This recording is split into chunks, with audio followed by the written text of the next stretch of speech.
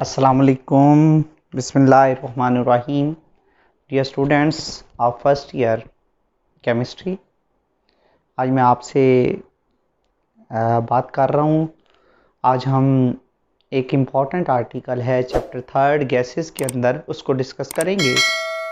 तो जो chapter third का आर्टिकल आज हमने डिस्कस करना है, पहले जितने भी लेक्चर आपको गो थ्रू हुए हैं वो पावर पॉइंट प्रेजेंटेशंस थी। आज हम बोर्ड पे डिस्कस करने लगे हैं derivation of general gas equation. तो लेकिन derivation of general gas equation,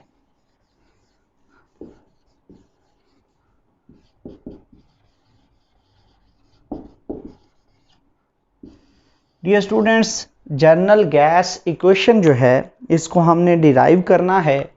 तो इसकी क्या डेफिनेशन है? ये वो वाली इक्वेशन है, it is the equation which relate, जो ताल्लुक बताती है किसको? विच relate pressure, volume, temperature and number of moles of ideal gases. ये आइडियल गैसेस को लेती है, उनके प्रेशर को, वॉल्यूम को, टेम्परेचर को और नंबर ऑफ मोल्स को रिलेट करवाती है। और ये इक्वेशन क्या है? PV is equal to nRT। ये जनरल गैस इक्वेशन है। डियर स्टूडेंट्स, हमने जनरल गैस इक्वेशन को डिराइव करना है। इसकी डेरिवेशन हम किस तरह से करते हैं? तो इसकी डेरिवेशन करने के लिए हम तीन लॉज को यूटिलाइज करते हैं। कौन कौन से लॉज हैं उसमें आ जाता है बॉयल्स लॉ, उसमें आ जाता है Charles law, Avogadro's law. From Boyle's law में हम ऑलरेडी पढ़ चुके हैं कि अगर हमारे पास टेम्परेचर और अमाउंट ऑफ गैस कांस्टेंट हो तो फिर वॉल्यूम और प्रेशर एक दूसरे के क्या होते हैं? इनवर्सली प्रोपोर्शनल होते हैं। जितना प्रेशर ज़्यादा लगाओगे वॉल्यूम कम होता जाएगा। किस पर? At constant T and amount of gas number of moles. ये आ जाता है आपके पास बॉयल्स लॉ। तो बॉयल्स लॉ जो है वो प्रेशर और वॉल्यूम को रिलेट करता है, लेकिन कांस्टेंट क्या रखा जाता है? टेम्परेचर। अब उसके बाद आ जाता है चार्ल्स लॉ। चार्ल्स लॉ में हम पढ़ चुके हैं कि volume of given mass of gas is directly proportional to absolute temperature. और ये हमने बड़ी डिटेल में पढ़ा है। एब्सोल्यूट टेम्परेचर केल्विन टेम्परेचर होता है, किसी और टेम्परेचर को नहीं लेना इसमें, सेंटीग्रेड और फ़ारेनहाइट को नहीं लेना, सिर्फ केल्विन टेम्परेचर, एब्सोल्यूट टेम्परेचर। ये टेम्परेचर के डायरेक्टली प्रोपोर्शनल है। और क्या क्या कांस्टेंट रखना है?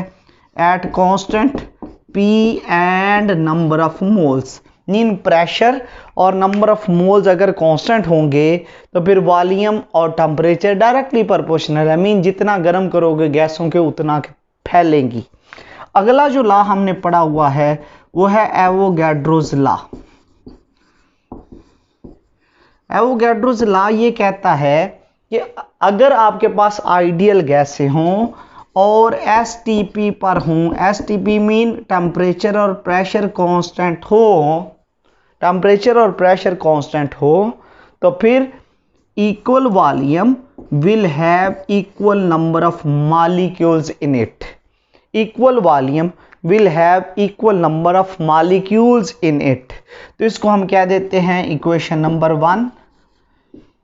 इसको हम क्या देते हैं? Equation number 2।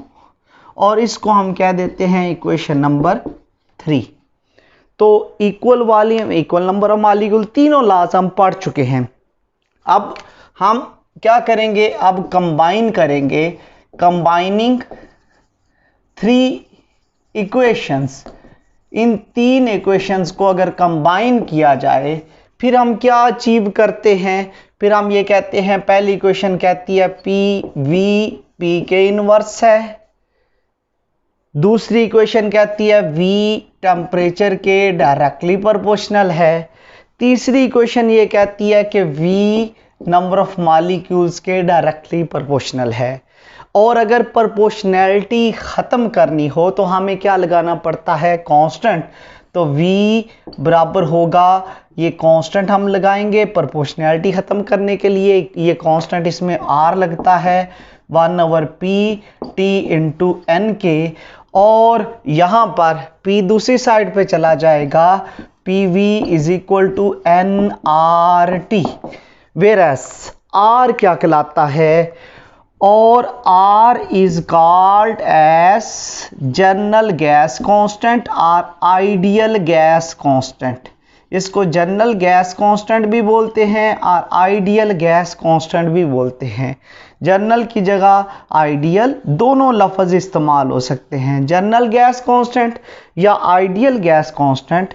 और इसकी जो वैल्यू होती है SI वैल्यू, इसकी डिफरेंट वैल्यूज़ है, लेकिन यहाँ पर हम सिर्फ ऐसा ही लिख रहे हैं 8.3143 इतने जाउल पर मोल पर केल्विन।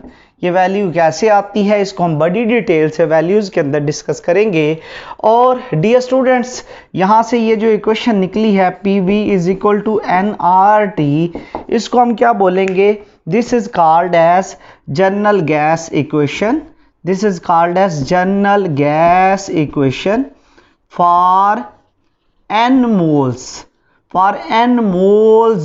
of ideal gas। तो अगर आइडियल गैस के n मोल्स होंगे तो ये इक्वेशन आती है। अब व्हाट अबाउट नेक्स्ट वन, ये जो इक्वेशन है PV is equal to nRT, इसमें हम ये कहते हैं फॉर एग्जांपल ये n मोल हैं, n mole of ideal gas. Let's suppose if we have 1 mole of ideal gas. अगर 1 मोल होगा तो फिर हम ये इक्वेशन कैसे ड्राइव करेंगे, फिर बनेगी PV is equal to nRT के। n 1 हो जाए तो PV will be equal to RT, और as n is equal to 1, number of moles are equal to 1, तो फिर PV over T will be equal to R के। Dear students, जो हमने पहली इक्वेशन पढ़ी है, इसको अगर डिराइव करना हो या इसको डिफाइन करना हो तो कैसे डिफाइन करेंगे। P और V का जो प्रोडक्ट होता है, प्रोडक्ट मीन हासिल ज़रब, product of PV is equal to product of number of moles general gas constant and temperature of ideal gas. Product of PV is equal to product of number of moles, ideal gas constant and absolute temperature. This is the equation for n mole। और अगर 1 mole के लिए लिखनी है, this is the general gas equation for 1 mole of ideal gas। तो अगर ideal gas का 1 मोल लेना हो तो फिर आपके पास इक्वेशन बनती है PV ओवर T, और इसको डिफाइन ऐसे करेंगे, जो डिवाइड होता है उसके लिए टर्म इस्तेमाल होती है रेशो। तो PV ओवर T और ratio of PV and T will always remain constant। Ratio of PV and T will always remain constant as R is constant। In other words, if pressure is P1, volume is V1, temperature is T1 will be equal to P2 V2 over T2 will be equal to R, और R क्या है, एक constant है। By using this equation, ये जो equation हमने पढ़ ली है, इसको यूज करते हुए हम क्या कर सकते हैं, इस इक्वेशन को यूज करते हुए हम इस इक्वेशन को रिड्यूस कर सकते हैं। Using this equation we can derive, इस इक्वेशन को यूज करते हुए हम डिराइव कर सकते हैं क्या, बॉयल्स लॉ दोबारा हासिल कर सकते हैं। कैसे, वो है बेटा PV is equal to nRT।